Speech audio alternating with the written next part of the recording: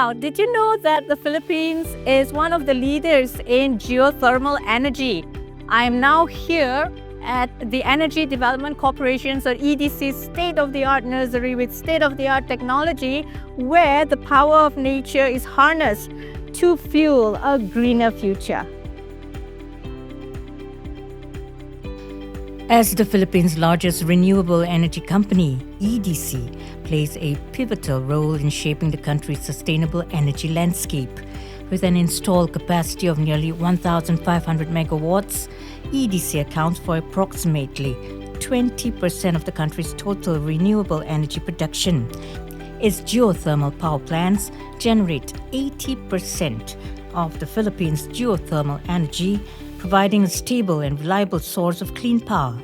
I am Maria Nancy Ibuna. I lead the Corporate Regulations and Communications Division of Energy Development Corporation. Our team is basically tasked to implement social development programs that benefit our various stakeholders outside of the company's operations, primarily the local communities.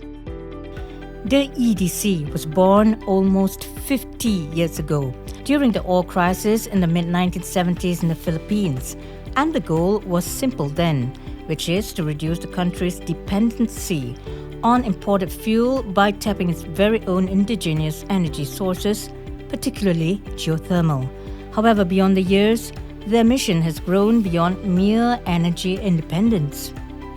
Well, our unique advantage really is that our 100% renewable energy portfolio, which is largely geothermal. So that's 100%. 100%.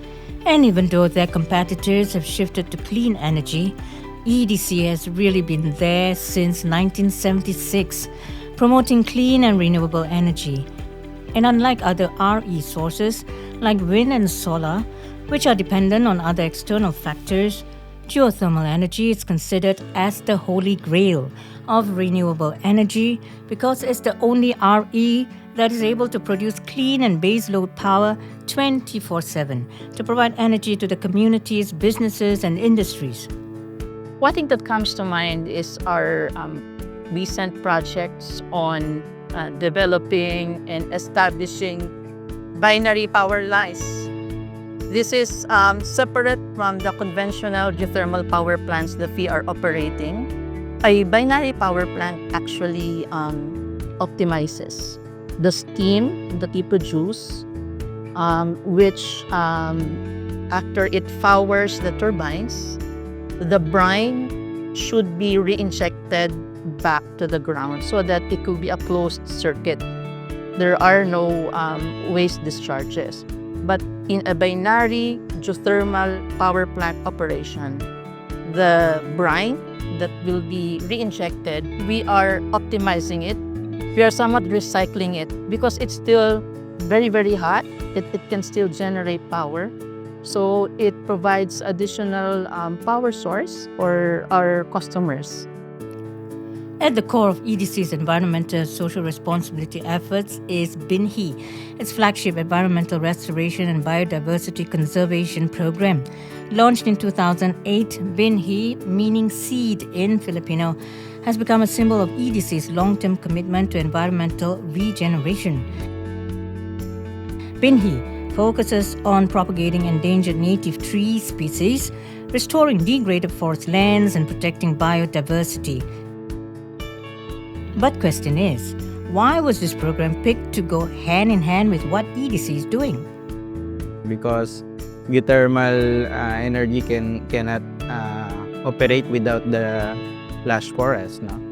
And as I mentioned earlier, it thrives with the healthy watersheds. We need a good groundwater recharge to operate. So it's a win-win for the business and for the planet, as I said. But right now we restore around 10,260 hectares all over the Philippines. It's nearly around 6.9 million seedlings planted. And not only restoring or planted 10,000 hectares, more than 10,000 hectares, we also highlighted the use of propagated threatened tree species like where we have right now. We're inside the nursery. So we have this 145 priority threatened species. No, it's basically the species that nearly extinct. Right now, EDC is partnering 223 organizations all over the country, besides helping via the assistance of 88 associations in the Philippines. We found a particular species, the Caladis naring. Okay. It's a dipterocarp species. It can be found in particular barangay in particular island in Mindanao, the Zamboanga Simbugay. We documented that in 2016, there's only 2 standing trees in the island. You can find that The whole island, there's only 2 trees in left. the whole island and even in the whole world. To protect the particular species, the local government created the provincial ordinance. We have this flagship species initiative. We have 4 kinds of fauna that serve as an icon and ambassador of the company. Now, for example, in Bacon Manito geothermal facility in Bicol, we're protecting this the largest fruit bat, and another tree na the mapilig, because it can be found only in that island. It's also threatened, and we're protecting their habitat. The same case with Apo Mayna in Mount Apo, Visayan Hornbill in Southern Negros, and Wartipig in Leyte. Looking ahead, EDC is poised to expand its environmental and energy initiatives even further. The company has set ambitious targets, including expanding its low-carbon energy portfolio to 9,000 megawatts by 2030, scaling up nature-based solutions to enhance carbon sequestration, and continuing to propagate endangered Philippine tree species while restoring critical forest ecosystems. And that's a wrap, or should I say, a zap.